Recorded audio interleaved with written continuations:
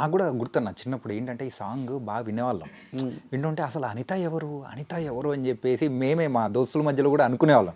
హే! అనిత ఎవరు ఏంటారా బాబు అని చెప్పేసి ఆ టైంలో స్టోరీ అనేది కూడా పెద్దగా తెలిసినది కాదు. సో అట్లా ఉండిందనమాట. సో ఇప్పుడు అనిత విషయానికి వద్దాం. సో ఇంతక అనిత ఎవరు? నేను ఏంటి? డిగ్రీలో చదువుకున్నప్పుడు నాకు నచ్చిన అమ్మాయి టూ సైడ్ లవ్ ఉండే ఫస్ట్. ఆ అమ్మాయి మధ్యలో నాకు బ్రేకప్ చెప్తే లవ్లో ఎట్లుంటుంది కొత్త బంగారు లోకంలో అసలు మనం ఇక మన మనల్ని ఏం చెప్తే ఎదిరించేవాడు మన ఉండడు మనసు అన్నట్టు. మన మాట వినది, ఏం చెప్తా చేస్తాం. నేను సరదాగా ఆ అమ్మాయి మీద ప్రేమతోటి ఆ అమ్మాయి నా ప్రేమను అంటే అమ్మాయి నన్ను లవ్ చేయకపోయినా మంచిదే, కానీ కనీసం తను నేను తనని ఇంతగానో సిన్సియర్గా లవ్ చేస్తున్నానని తనకు తెలియాలన్న ఒక ఉద్దేశంతో ఆ అమ్మాయిని ఇబ్బంది పెట్టాలని రాసిన పాట కాదు, జస్ట్ అనిత వింటే సరిపోద్ది పాట అన్న ఉద్దేశంతో చేసిన పాట. కానీ నాకు తెలియదు ఇంత హిట్ అయ్యి దీని గురించి ఇన్ని కథలు కథలు చెప్పుకొని ఓ సినిమా దాకా వస్తుందని, ఇదే ప్రపంచం అయిపోద్ది, ఇదే ఈ ఫీల్డ్లో కంటిన్యూ కావాల్సి వస్తుందని మనం అనుకొని వచ్చింది కూడా కాదు. ఒక సింగర్ కావాలని కోరిక బలంగా ఉండే, కానీ సినిమాలలో పోయి పాటలు పాడాలి పెద్దగా అట్లా ఇట్లా అని అది ఆ గోల్ తోటి నేను వచ్చినవన్నీ అయితే కాదు. కానీ ఒకటి ఉండే ప్యాషన్, మస్తు ఇష్టం ఫీల్డ్ అంటే. అబ్బా మనకు నచ్చిన నాగార్జున అంటే ఇష్టం కదా, నాగార్జున సినిమాకి ఎప్పుడైనా పాట రాసే పాడే అవకాశం వస్తే ఎంత బాగుండని ఆ కోరికలు మనసులో ఉండేది. కానీ ఆడికి పోవాలి, హైదరాబాద్ పోవాలి, ఇండస్ట్రీకి పోయి కంపల్సరీ చేయాలన్న అది మాత్రం లేకుండే. కానీ నా అనిత పాట నన్ను ఇక్కడి దాకా తీసుకొచ్చింది, చాలా ఇబ్బందులకు గురి చేసింది, కష్టాలకు గురి చేసింది. సినిమా అంటే ఏంది, సినిమా ప్రపంచం అంటే ఏంది తెలియజేసింది నాకంటే అని తెలిసి వచ్చే వరకు కొంచెం టైం పట్టింది. అప్పుడు నిలకడలేని వ్యక్తిని, దోస్తులతో ఎంజాయ్ చేసినామా, పొద్దున్న లేస్తే టైంకి తిన్నామా, సాయంత్రం అయితే బీర్ తాగినామా అన్నట్టు ఆ ఫీలింగ్లో ఉండేటోడిని. ఇది జాలరా జీవితానికి ఇంకేం కావాలా అని అప్పటి మందం చూసుకునేది, తెల్లారి గురించి రేపటి గురించి ఆలోచించే అంత లేదన్నట్టు. ఫస్ట్ ఆఫ్ ఆల్ ఓ 10 ఏళ్ళు పట్టింది నాకు దీని గురించి. ఇది కాదురా జీవితం, పాన్ షాప్ పెట్టుకున్న ఆఖరికి ఇంత పేరు వచ్చి నా పేరు మీద సినిమా చేసి పైసలు లేక ఫ్యామిలీని పోషించుకోలేక ఓ పాన్ షాప్ పెట్టుకున్న హనంకొండల. పాన్ షాప్ పెట్టుకొని పాన్ షాప్ రన్ చేస్తా అంటే ఆడికి వచ్చిన వాళ్ళు నన్ను చూసి గుర్తుపెట్టి నిన్నెక్కడనో చూసినట్టున్నదని. కానీ అలా ఎవరన్నా అంటూ ఉన్నప్పుడు అరే మనం ఒకప్పుడు ఎలా ఉన్నాం, ఇప్పుడు ఏంటిది అనే నా బాధ ప్రతిరోజు మనసులో నా తోటలు అందరు ఇక్కడ హైదరాబాద్లో ఉన్నారు. యూట్యూబ్స్కు సినిమాలకు అవసరం లేదు ఇప్పుడు. నువ్వు యూట్యూబ్ ఛానల్ పెట్టుకుని యూట్యూబ్కి రాసుకుంటే చాలు, మీకు సినిమా దాకా కూడా అవసరం లేదు. యూట్యూబ్లో పోయినన్ని మిలియన్లలో ఏ సినిమా పాట కూడా పోతలేదు. సినిమాని తక్కువ అంచనా ఎత్తలేము ఇక్కడ. కానీ మీరు యూట్యూబ్ సాంగ్ చూసుకోండి, ఒక్కొక్క పాట ఒక్క పాట సినిమా పాట సరిగ్గా కొడితే మొత్తం ఏరితే 100 మిలియన్లు పోయిన పాటలు 10-20 వెళ్తాయి. అదే యూట్యూబ్ పాటలు తీయండి 1,00,000 పాటలు వెళ్తాయి. ఇప్పుడు చాలా అన్నీ ఉన్నాయి 100 మిలియన్ల పైన. అంటే అంతగానం యూట్యూబ్ ప్రతి ఒక్కరికి లైఫ్ ఇచ్చింది. సినిమా ఒకప్పుడు పాట రాయాలంటే నా అప్పుడు సోషల్ మీడియా లేదు, రాస్తే డైరెక్ట్ సినిమాకే రాయాలి. అదే గనక అంటే అదే సాంగ్ ఇప్పుడు గనక రిలీజ్ ఏంటంటే ఇంకెన్ని మిలియన్ వ్యూస్ కొట్టేదే, బిలియన్స్లలో బిలియన్సే కావాల్సి ఉంటే అప్పటికి ఆ కాలానికి అదే పెద్ద హిట్ మరి. ఎందుకంటే అది జనాలు మాట్లాడుకున్నారు. ఇక్కడ ఒక్క స్టేట్ కాదు, మన తెలుగు వాళ్ళు అయితే ఎక్కడెక్కడ ఉన్నారో. దుబాయ్ నుంచి ఫోన్ కాల్స్ వచ్చినాయి సార్ నాకు, ఎక్కడి నుంచి అంటే నా పాటనైతే ఆదరించిన వాళ్ళు.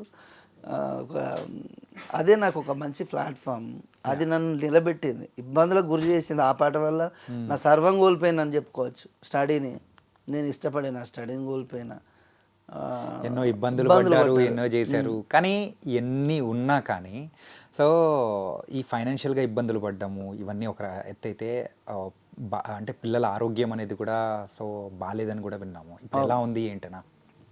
అది నా జీవితంలో ఎప్పటికీ నేను డైజెషన్ చేసుకోలేని సిచ్యువేషన్. ఎందుకంటే ఒక కన్నతండ్రికి ఆ బాధ ఎట్లుంటుందంటే, ఇద్దరు పిల్లలకు మాటలు రావు.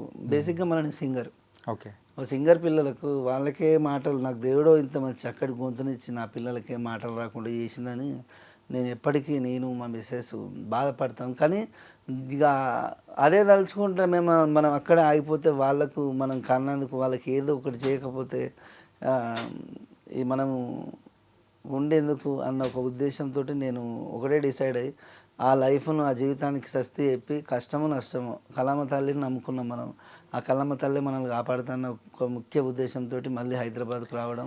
అంటే దీని గురించి మాట్లాడుకోవాలి మనం. అయితే మళ్ళీ మీరు రిటర్న్ వచ్చారు. సో మళ్ళీ అనిత సాంగ్, అది కూడా సెకండ్ వర్షన్. 2.0గా మీరైతే రిలీజ్ చేశారు. అది కూడా నేను రిలీజ్ అయ్యి ట్రెండింగ్‌లో కూడా వచ్చేటప్పటికి అబ్బా! నాగరాజన్న ఈస్ బ్యాక్ అని అందరూ అంటూ ఉంటే ఫుల్ ఖుషి అనిపించింది.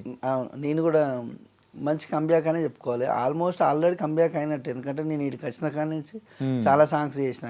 నేను చేసిన పాటలన్నీ ఒక పాటతోటి వాళ్ళ ఛానల్ మానిటైజేషన్ అయిన సాంగ్స్ చాలా ఉన్నాయి కొత్త యూట్యూబర్స్కి. ఓకే. మంచి సాంగ్స్ ఇస్తున్నాం, రీజనబుల్గా చేస్తున్నాం.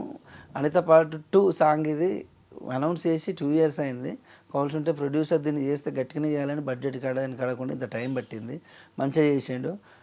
వాళ్ళని కూడా నేను 100% సాటిస్ఫై చేసిందని నేను అనుకుంటలేను ఇప్పటికి కూడా. ఎందుకంటే వాళ్ళు పాత మ్యూజిక్ అనేది పాత పాటకు ఫస్ట్ పాటకు నరాలలో వాళ్ళకి జీర్ణించకపోయి ఉన్నది. ఈ కొత్త పాటను వాళ్ళు అంతా యాక్సెప్ట్ చేయలేకపోతాను. ఇంకా అది ట్రెండింగ్ 4లోకి వచ్చింది కానీ అది కాదు అసలు. ఎందుకంటే వాళ్ళు కామెంట్లలో ఎట్లా వేసుకుంటానంటే ఎంతైనా కానీ మాకు పాత పాట ఫీల్ కనబడతలేదు ఇక్కడ అంటాను. పాట సూపర్ ఉన్నది, లిరిక్స్ సూపర్ ఉన్నది, వీడియో ఎక్సలెంట్ ఉన్నది, కానీ మాకు ఆ ఫీల్ అయితే కలుగుతలేదు. అంటే వాళ్ళకి ఆ పాట అంత ఓన్ చేసుకొని పాటలు రానోళ్ళు కూడా నా పాటను ఒక బుక్లో రాసుకొని లిరిక్ మొత్తం నోటికి పాడమంటే పాడతారు. అంటే పాట అంటే ఏంటో తెలియని వాళ్ళు కూడా తాగేటప్పుడు సిట్టింగ్లో చూసుకోండి, ఎక్కడ చూసుకోండి, ఆ పాట పెట్టుకొని మొత్తం పాట పాడతారు. అంటే నోటికి అంతా ఓన్ చేసుకున్నటువంటి పాటను మళ్ళీ దాంట్లో లిరిక్స్ చేంజ్ చేసే వరకు వాళ్ళ మనసు ఏంటంటే కొద్ది రోజులు టైం పడుతుంది దాన్ని యాక్సెప్ట్ చేయడానికి. కొంత టైం వాళ్ళకు డైజెస్ట్ కాలేకపోతాను. ఏంటంటే సింపుల్గా చెప్పాలంటే మీరు ఫస్ట్ ఇచ్చిన అనిత ఓ అనిత మంచి కిక్ ఇచ్చే సాంగ్ ఇచ్చారు. అలాంటిది మీరు అన్నట్టు ఈ సాంగ్ కూడా బాగుంది. ఏంటంటే కాకపోతే ఇది కొంచెం ఎక్స్టెండెడ్ వర్షన్లా అనిపిస్తుంది. ఎక్స్టెండెడ్ వర్షన్ అంటే అప్పుడున్న ప్యాటర్న్లోనే మ్యూజిక్ చేస్తే దానికి దీనికి తేడా ఏమున్నదని అట్లా అంటారు. ఇప్పుడు ఎట్లుంటుంది తెలుసా, మనం సేమ్ మ్యూజిక్ పెట్టినామంటే కాపీ రైట్స్ పెడతాన్న విషయం వాళ్ళకి తెలియదు. ఫస్ట్ ఆఫ్ ఆల్ వాళ్ళ కాపీ రైట్స్ అంటే కూడా తెలియని కొంతమంది ఉంటారు కామెంట్లు పెట్టేవాళ్ళు. ఇప్పుడు అన్న ఉన్న మ్యూజిక్నే పెట్టి చేస్తే అయిపోవు కదా అని పెడతాను కామెంట్. ఉన్న మ్యూజిక్ పెడితే కాపీ రైట్ పడితే అన్న ముచ్చట కూడా కామెంట్ పెట్టడానికి తెలియదు ఫస్ట్. వాళ్ళ తప్పు కదా అది, వాళ్ళకి తెలియదు ఫస్ట్ దాని గురించి. దాంట్లో తప్పేం లేదు. అట్లా చిన్న చిన్న కామెంట్స్ పెట్టాం. దాన్ని కూడా ఆ కామెంట్లను కూడా మేము స్వీకరిస్తున్నాం. మీకోసం మీకు అనుకున్న ప్యాటర్న్ వచ్చే వరకు నేను మళ్ళీ ఫ్రెష్ మ్యూజిక్ చేపించి ఆ ఆడియోని యాడ్ చేస్తాం. దానికి కొంచెం టైం పడుతుంది అని చెప్పి మేము కూడా హ్యాపీగా వాళ్ళకి చెప్పినాం.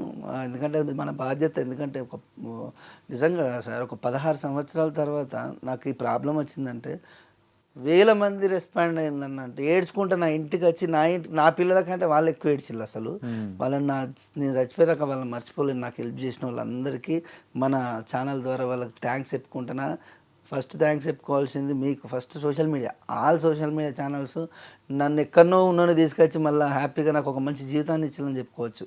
ఎందుకంటే మీరు లేకపోతే నేను ఇంత తొందరగా కంబ్యాక్ కాకపోతుంది. ఫస్ట్ ఆఫ్ ఆల్ ఇంత తొందరగా జనాలకు మళ్ళీ వచ్చిండు, అవకాశాలు ఉంటే కల్పించండి, ప్రాబ్లమ్స్లో ఉన్నా అని చెప్పుకున్నా నేను. ఎందుకంటే మనం అడగంది అమ్మాయి అయినా అన్నం పెట్టాలి, అడగాలి అవకాశం. అడగంది ఎవరు ఇయర్ నువ్వు ఎంత పెద్ద స్టార్ అయినా కానీ నీ దగ్గరికి రావు అవకాశాలు అనేవి.